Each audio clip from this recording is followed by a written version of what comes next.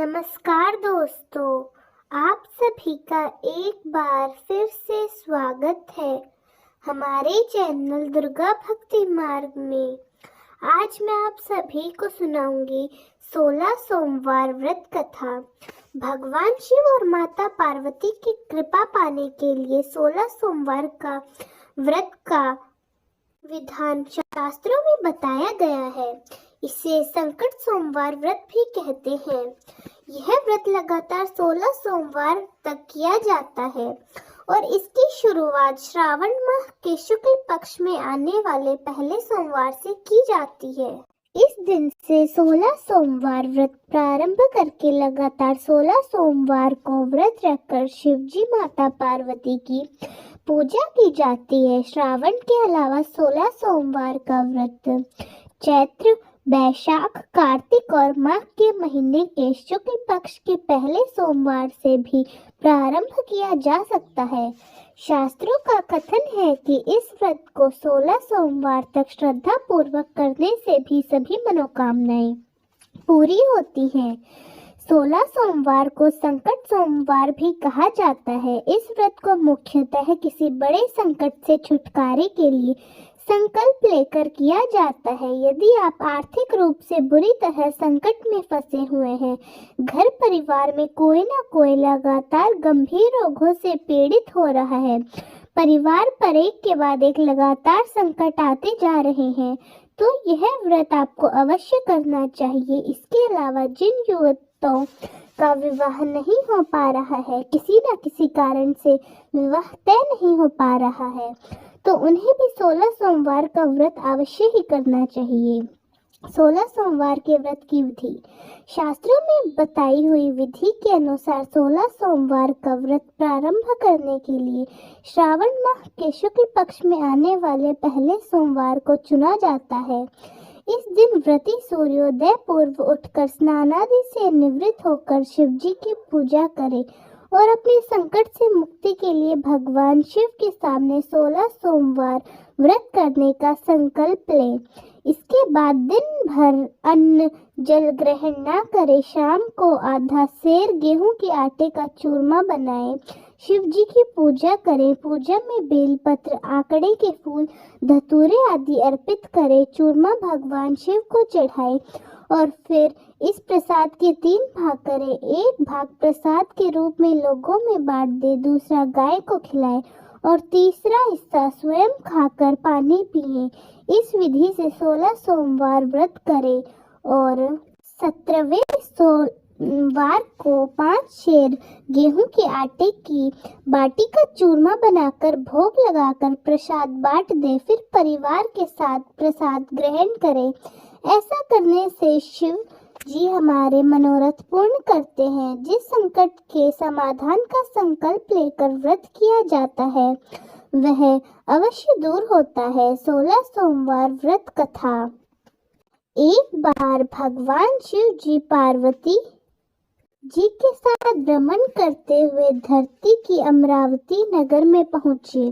उस नगर के राजा ने भगवान शिव का एक विशाल मंदिर बनवा रखा था। शिव और पार्वती उस मंदिर में रहने लगे। एक दिन पार्वती ने भगवान से कहा, हे प्राणनाथ, आज मेरी चौसर खेलने की इच्छा हो रही है। पार्वती की इच्छा जानकर शिव जी के साथ चौसर खेलने बैठ गए। खेल प्रारंभ होते ही उस मंदिर का पुजारी वहां आ गया। पार्वती माता ने पुजारी से पूछा, हे पुजारी, यह बताइए कि इस बाजी में किसकी जीत होगी? ब्राह्मण ने कहा, महादेव जी की, परंतु चौसर में शिव जी की पराजय हुई और माता पार्वती की जीत हुई। तब ब्राह्मण ने को उन्होंने झूठ बोलने के अपराध में कोढ़ी होने का श्राप दिया। शिव और पार्वती उस मंदिर से कैलाश पर्वत वापस लौट गए। पार्वती जी के श्राप के कारण पुजारी कोढ़ी हो गया। नगर के स्त्री पुरुष उस पुजारी की परछाई से भी दूर दूर रहने लगे। कुछ लोगों ने राजा से पुजारी के कोढ़ी हो जाने की शिकायत तो की। राजा ने किसी पाप के कारण पुजारी के कोढ़ी हो जाने का विचार कर उसे मंदिर से भी निकलवा दिया। उसकी जगह दूसरे ब्राह्मण को पुजारी बना दिया गया। कोढ़ी पुजारी मंदिर के बाहर बैठकर भिक्षा मांगने लगा। कई दिनों के बाद स्वर्गलोक की कुछ अप्सराएं उस मंदिर में पधारी और उसे देखकर कारण पूछा। पुजारी ने निसंकोच ने भगवान शिव और माता पार्वती के चौसर खेलने और पार्वती जी के शाप देने की सारी कहानी सुनाई। तब अप्सराओं ने पुजारी जी से 16 सोमवार की विधिवत व्रत करने को कहा। पुजारी द्वारा पूजन विधि पूछने पर अप्सराओं ने कहा, सोमवार के दिन सूर्योदय से पहले उठकर स्नान आदि से निवृत्त होकर स्वच्छ वस्त्र पहनकर आधा सेर गेहूं का आटा लेकर उसके 3 अंग बनाना, फिर घी का दीपक जलाकर गुड़ नैवेद्य बेलपत्र चंदन अक्षत फूल जनेऊ का जोड़ा लेकर प्रदोष काल में भगवान शिव की पूजा अर्चना करना। पूजा के बाद 3 अंगों में एक भगवान शिव को अर्पण करके एक आप ग्रहण करे। शेष 2 अंगों को भगवान का प्रसाद मानकर वहीं उपस्थित स्त्री पुरुष और बच्चों को बांट दे। इस तरह व्रत करते हुए जब 16 सोमवार बीत जाए तो 17वें सोमवार को 1 पाव आटा की बाटी बनाकर उसमें घी और गुड़ मिलाकर चूरमा बनाना, फिर भगवान शिव को भोग लगाकर वहां उपस्थित स्त्री पुरुष और बच्चों को प्रसाद के रूप में बांट देना। इसी तरह 16 सोमवार का व्रत करने और व्रत कथा सुनने से भगवान शिव तुम्हारे इस कोढ़ को नष्ट करके तुम्हारी सभी मनोकामनाएं पूर्ण कर देंगे। इतना कहकर अप्सराएं स्वर्गलोक को वापस चली गई। पुजारी ने अप्सराओं के कथनानुसार 16 सोमवार का विधिवत व्रत किया। फलस्वरूप भगवान शिव की अनुकंपा से उसका कोढ़ नष्ट हो गया। राजा ने उसे फिर से मंदिर का पुजारी बना दिया। वह मंदिर में भगवान शिव की पूजा करता आनंद से जीवन व्यतीत करने लगा। कुछ दिन बाद पुनः पृथ्वी का भ्रमण करते हुए भगवान शिव और माता पार्वती उस मंदिर में पधारे। स्वस्थ पुजारी को देखकर पार्वती माँ ने आश्चर्य से उसके रोगमुक्त होने का कारण पूछा, तो पुजारी ने उन्होंने 16 सोमवार के व्रत की संपूर्ण कथा सुनाई। पार्वती जी भी व्रत की बात सुनकर बहुत प्रसन्न हुई और उन्होंने पुजारी को इसकी विधि स्वयं पूछकर 16 सोमवार का व्रत करना प्रारंभ किया। पार्वती जी उन दिनों अपने पुत्र कार्तिकेय के नाराज होकर दूर चले जाने से बहुत चिंतित रहा करती थी।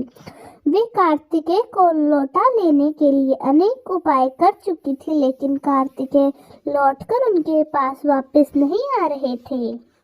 16 सोमवार का व्रत करते हुए पार्वती ने भगवान शिव से कार्तिकेय के लौटने की मनोकामनाएं की। व्रत समापन के तीसरे दिन सचमुच कार्तिकेय वापस लौट आए। कार्तिकेय ने अपने हृदय परिवर्तन के संबंध में पार्वती जी से पूछा, हे माता, आपने ऐसा कौन सा उपाय किया था जिससे मेरा सारा क्रोध नष्ट हो गया और मैं वापस लौट आया? तो पार्वती जी ने कार्तिकेय को 16 सोमवार के व्रत की कथा सुनाई।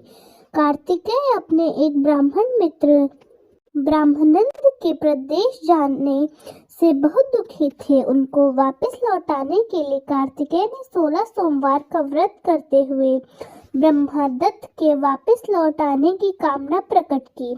व्रत के समापन के कुछ दिनों बाद मित्र लौट आया। ब्राह्मण ने कार्तिकेय से कहा, हे प्रिय मित्र, तुमने ऐसा कौन सा उपाय किया जिससे परदेश में मैंने विचार किया और मैं तुम्हारा स्मरण करते हुए लौट आया? कार्तिकेय ने अपने मित्र को भी 16 सोमवार की व्रत की कथा विधि सुनाई। ब्राह्मण मित्र व्रत के बारे में सुनकर बहुत खुश हुआ। उसने भी व्रत किया।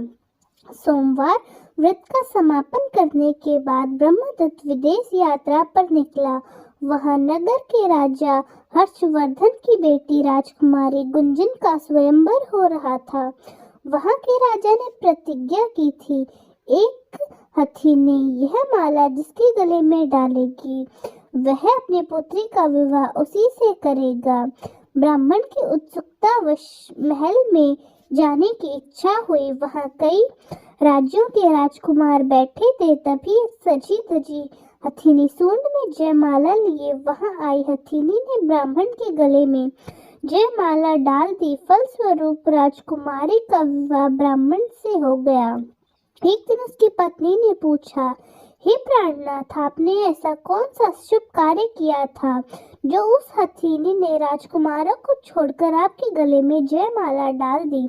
ब्राह्मण ने 16 सोमवार के व्रत की कथा विधि अपनी पत्नी को बताई। अपने पति से 16 सोमवार का महत्व जानकर राजकुमारी ने पुत्र की इच्छा से 16 सोमवार का व्रत किया। निश्चित समय पर भगवान शिव की अनुकंपा से राजकुमारी ने एक सुंदर, सुशील व स्वस्थ पुत्र पैदा किया। पुत्र का नामकरण गोपाल के रूप में किया गया। बड़ा होने पर पुत्र गोपाल ने भी माता से एक दिन प्रश्न किया कि मैं तुम्हारे घर में ही जन्मा हूँ, इसका क्या कारण है? माता गुंजन ने पुत्र को 16 सोमवार व्रत की जानकारी दी। व्रत का महत्व जानकर गोपाल ने भी व्रत करने का संकल्प ले लिया। गोपाल जब 16 वर्ष का हुआ तो उसने राज्य पाने की इच्छा से 16 सोमवार का विधिवत व्रत किया। व्रत समापन के बाद गोपाल घूमने के लिए समीप के नगर में गया। वहां के वृद्ध राजा ने गोपाल को पसंद किया और धूमधाम से अपनी पुत्री मंगला का विवाह गोपाल के साथ कर दिया। 16 सोमवार के व्रत करने से गोपाल महल में पहुंचकर आनंद से रहने लगा। 2 वर्ष बाद वृद्ध राजा का निधन हो गया तो गोपाल को उस नगर का राजा बना दिया गया। इस तरह 16 सोमवार व्रत करने से गोपाल की राज्य पाने की इच्छा भी पूर्ण हो गई। राजा बनने के बाद भी वह विधिवत 16 सोमवार का व्रत करता रहा। व्रत के समापन पर 17वें सोमवार को गोपाल ने अपनी पत्नी मंगला से कहा कि व्रत की सारी सामग्री लेकर वह समीप के शिव मंदिर में पहुंचे। पति की आज्ञा का उल्लंघन करके सेवकों द्वारा पूजा की सामग्री मंदिर में भेज दी। स्वयं मंदिर नहीं गई। जब राजा ने भगवान शिव की पूजा पूरी की तो आकाशवाणी हुई, हे राजन, तेरी रानी ने 16 सोमवार के व्रत का अनादर किया है, सो रानी को महल से निकाल दे, नहीं तो तेरा सारा वैभव नष्ट हो जाएगा। आकाशवाणी सुनकर उसने महल में पहुंचकर अपने सैनिकों को आदेश दिया कि रानी को दूर किसी नगर में छोड़ आओ। सैनिकों ने राजा की आज्ञा का पालन करते हुए उसे तत्काल उस महल से निकाल दिया। रानी भूखी प्यासी उस नगर में भटकने लगी। रानी को उस नगर में एक बुढ़िया मिली। वह बुढ़िया सूत काटकर बाजार में बेचने जा रही थी, लेकिन उस बुढ़िया के सूत उठ नहीं पा रहे थे। बुढ़िया ने रानी से कहा, बेटी, यदि तुम मेरा सूत उठाकर बाजार तक पहुंचा दो और सूत बेचने में मेरी मदद करो तो मैं तुम्हें धन दूंगी। रानी ने बुढ़िया की बात मान ली, लेकिन जैसे ही रानी ने सूत की गठरी को हाथ लगाया तभी जोर की आंधी चली और गठरी खुल गई। गठरी खुल जाने से सूत आंधी में उड़ गया। बुढ़िया ने उसे फटकार कर भगा दिया। रानी चलते चलते नगर में एक तेली के घर जा पहुंची। उस तेली ने तरस खाकर रानी को घर में रहने के लिए कह दिया। तभी भगवान शिव के प्रकोप से तेली के तेल से भरे मटके एक एक करके फूटने लगे। तेली ने भी रानी को फटकार कर वहां से भगा दिया। भूखी प्यासी व्याकुल रानी वहां से आगे की ओर बढ़ी। रानी ने एक नदी पर जल पीकर अपनी प्यास शांत करनी चाही तो नदी का जल उसके स्पर्श से सूख गया। अपने भाग्य को कोसती हुई रानी आगे चल दी। चलते चलते रानी एक जंगल में पहुंची। उस जंगल में एक तालाब था, उसमें निर्मल जल भरा हुआ था। निर्मल जल देखकर रानी की प्यास तेज हो गई। जल पीने के लिए रानी ने तालाब की सीढ़ियां उतरकर जैसे ही जल को स्पर्श किया तभी उस जल में असंख्य कीड़े उत्पन्न हो गए। रानी ने दुखी होकर उस गंदे जल को पीकर अपनी प्यास बुझाई। रानी ने एक पेड़ की छाया में बैठकर कुछ देर आराम करना चाहा तो उस पेड़ के पत्ते पल भर में सूखकर बिखर गए। रानी दूसरे पेड़ के नीचे जाकर बैठी, परंतु जिस पेड़ के नीचे बैठती वह सूख जाता। वन और सरोवर की यह दिशा देखकर वहां के ग्वाले बहुत हैरान हुए। ग्वाले रानी के समीप के मंदिर में पुजारी के पास ले गए। रानी के चेहरे को देखकर ही पुजारी जान गए रानी अवश्य किसी बड़े घर की है, भाग्य के कारण दर दर भटक रही है। पुजारी ने रानी से कहा, पुत्री तुम कोई चिंता नहीं करो, मेरे साथ इस मंदिर में रहो, कुछ दिनों में सब ठीक हो जाएगा। पुजारी की बातों से रानी को बहुत सांत्वना मिली। रानी उस मंदिर में रहने लगी।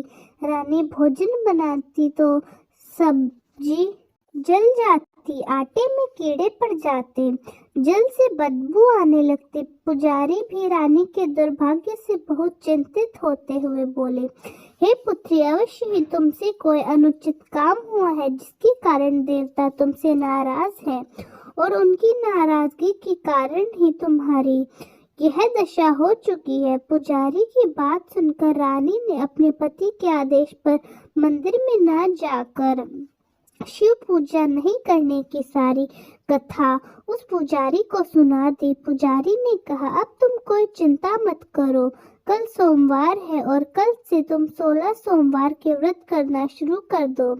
भगवान शिव अवश्य तुम्हारे दोषों को क्षमा कर देंगे और तुम्हारी सभी मनोकामनाएं पूरी करेंगे। पुजारी की बात मानकर रानी ने 16 सोमवार के व्रत प्रारंभ कर दिए। रानी 16 सोमवार का व्रत करके शिव की विधिवत पूजा अर्चना करने लगी तथा व्रत कथा सुनने लगी। जब रानी ने 17वें सोमवार को विधिवत व्रत का समापन किया तो उधर उसके पति राजा के मन में रानी की याद आ गई।